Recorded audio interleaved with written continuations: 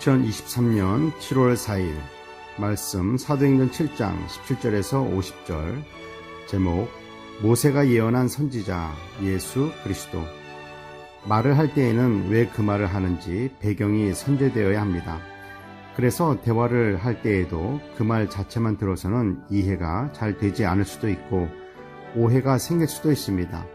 말을 하는 사람도 마찬가지입니다. 이 말했다 저 말했다 시간과 공간을 뛰어넘어서 이야기를 하면 듣는 사람은 무슨 말을 하는지 이해를 못하고 오해하게 됩니다. 스데반 집사는 계속해서 아브라함과의 약속을 성취해 가시는 하나님에 대해 설명을 합니다.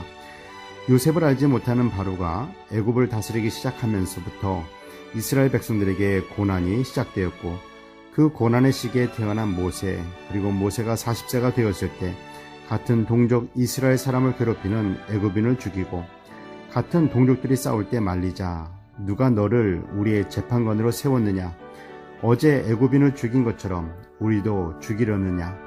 그 말이 바로의 귀에도 들어가 모세는 광야로 도망을 쳐야 했습니다.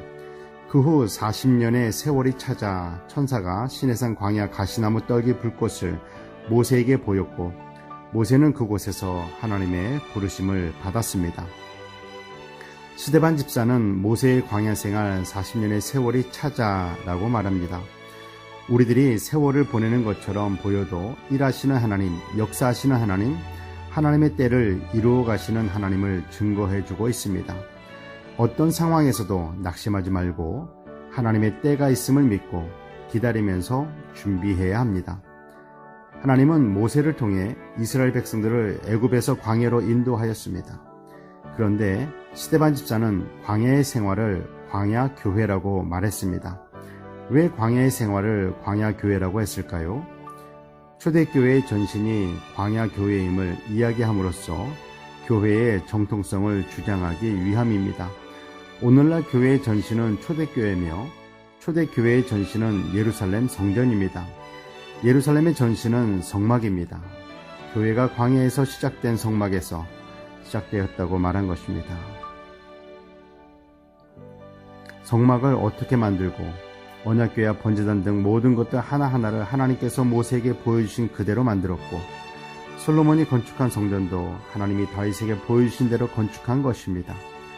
그럼에도 사람들이 하나님을 위해 성전을 지었다라고 생각하는 것을 아신 하나님께서는 참 성전이 무엇인지를 스데반 집사를 통해 전해 주십니다.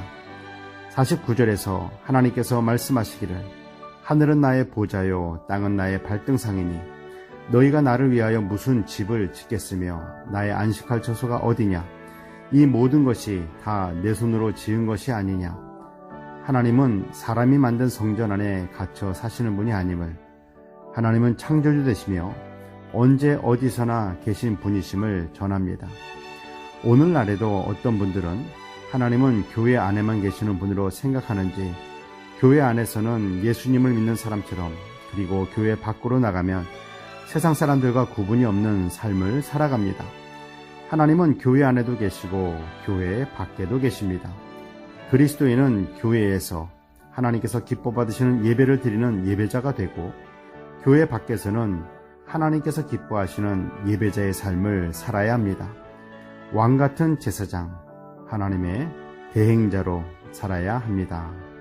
기도하겠습니다. 사랑의 하나님 아버지, 교회의 주인이 참 하나님 되심을 믿습니다. 하나님께서 기뻐 받으시는 신령과 진정으로 드리는 예배자가 되길 원합니다. 또한 세상에서 빛과 소금의 사명을 감당하는 왕같은 제사장의 삶으로 하나님께 영광 돌리는 예배자로 살아가게 하옵소서. 교회의 주인 되시는 예수 그리스도의 이름으로 기도드립니다. 아멘.